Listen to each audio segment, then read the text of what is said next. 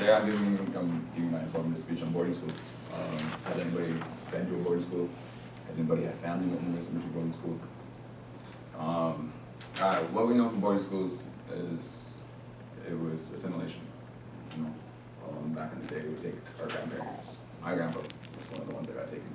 He took him away from his family, took him from his mom and dad, and they put him in boarding school. Him and his 3 siblings. The original definition of Native American boarding schools, they're originally known as Indian residential schools.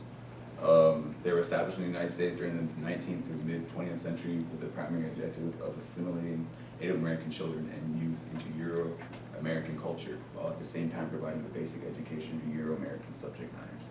So basically, educating them to be like that. In my high school years, I've attended 4 different high schools. Never stayed at the same one, same year. I've been to 2 different boarding schools along with 2 public schools. The boarding schools I went to were Flanger Indian School in Flanger, South Dakota. That's where I graduated from. I graduated last semester from there. And I've been to Chemawa Indian School in the state of Oregon. The best one by far has been, it's always been Chemawa. When I first went to school there, when I first enrolled, there was like 132 different tribes enrolled just in that year. And it's crazy, I didn't even know there's that many tribes. But actually, a short history. History of colonization is experienced by American Indian and Alaska Native people is well documented, including centuries of targeted attacks on tribal sovereignty and well-being. We have experienced community massacres, forced relocation, and prohibition of our cultural practices.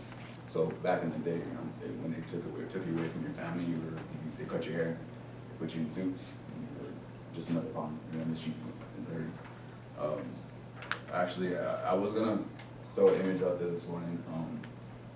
When I was at Flanger, my artistic talent was recognized by Augustana, I believe, and they put me and 4 others from the school inside this room, and it was a bunch of archival photos. There was like thousands of photos, like just by some mission church from the lady. She documented everything. Anyway, it was like I seen like 4 of my grandpas in there. I seen like 3 of my grandmas. Like it was crazy. Like there was like thousands of photos. And it was just like it was so fragile in there. Like it was just like you had to put gloves on. Like that's how old those photos were. Like they were original from like the 19th centuries. American Indian history has been marked by a loss of land and placement on reservations from which children were taken from their homes and sent to boarding schools. This removal of essential to the boarding school story reflects the U.S. government's intent to change Native Americans and Christianize American citizens. My grandpa went to, what do you call it, a little mission school. Him and his brothers, they were sent to a mission school in North Dakota. And my grandpa, that's why he's in the military. I was raised in a military discipline all my life. So, like, we had to go to church. We had to dress up for church. We had to get, like what do you call it, confirmations when we were just babies. Boarding schools, there's 4 main boarding schools in the United States. Chemawa Indian School, Sherman in California. There's Riverside in Oklahoma, and there's Flanger, of course. There's also the other ones like St. Francis and all that in South Dakota. But why I went to a boarding school?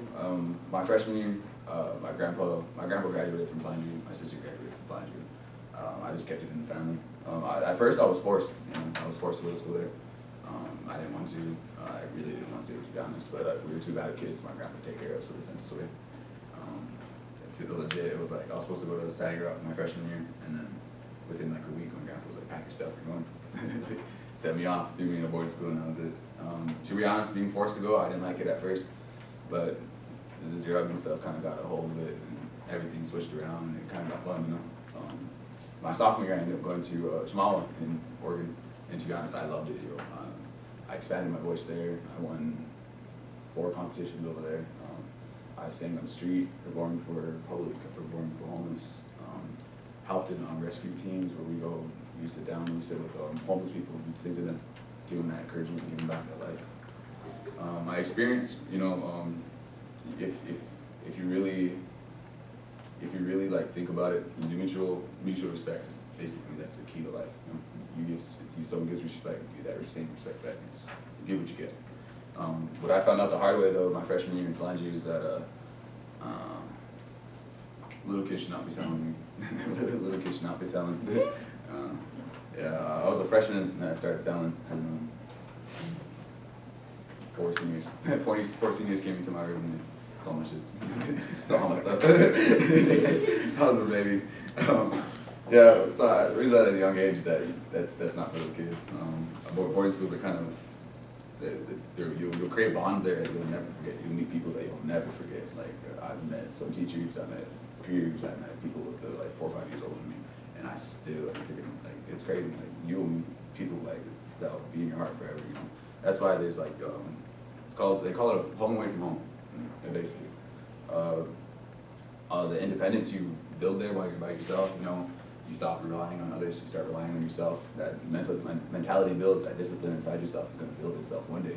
And finally, when I was over in Oregon, you know, being 5,000 miles away from North Dakota, I cried every night for like 5 weeks, and like about 2 weeks after that, I finally got used to it. So I went back. Jamala was like the longest high school I ever stayed at. I almost went through a whole year. My realization that my life was my home and I control how it flows, that's where I started to rely on myself. Independence from a boarding school came from a different perspective of mine. Well, my grandparents said they had to go work in gardens, they had to go plow, they had to go milk cows, they had to go milk sheep, like shit like that. My bad, not moving language, but stuff like that. One thing is that I learned to do was branch away from people. You know, I stopped being a little sheep and following the leader. I started being a leader. I had to build that mentality inside myself that I'm alone in this life. You know, I'm gonna be by myself forever. My conclusion overall is that boarding schools are beneficial in many ways, but it's up to you how you benefit from it. You know, you can sit there and weep about it all you want, but it's gonna teach you something that this life won't. Like I said, they're places to remember. I forgot to say who I cited. Any boarding school experience, Alder's experience, and some, if the mutual respect thing. There was a tribe, the Osage. There was a mutual respect. It was if you were to take something from them, it was only reasonable that they come and take something from you. So if you were to go into their camp and kill someone, it was that mutual respect that they come back into your camp and they kill someone too. But it was a eye for an eye kind of thing. You know? That's why you didn't start war. You really wanted to finish it. You know? But the Osage, they branched out from Lakota and go farther out down south. That's all I have for today.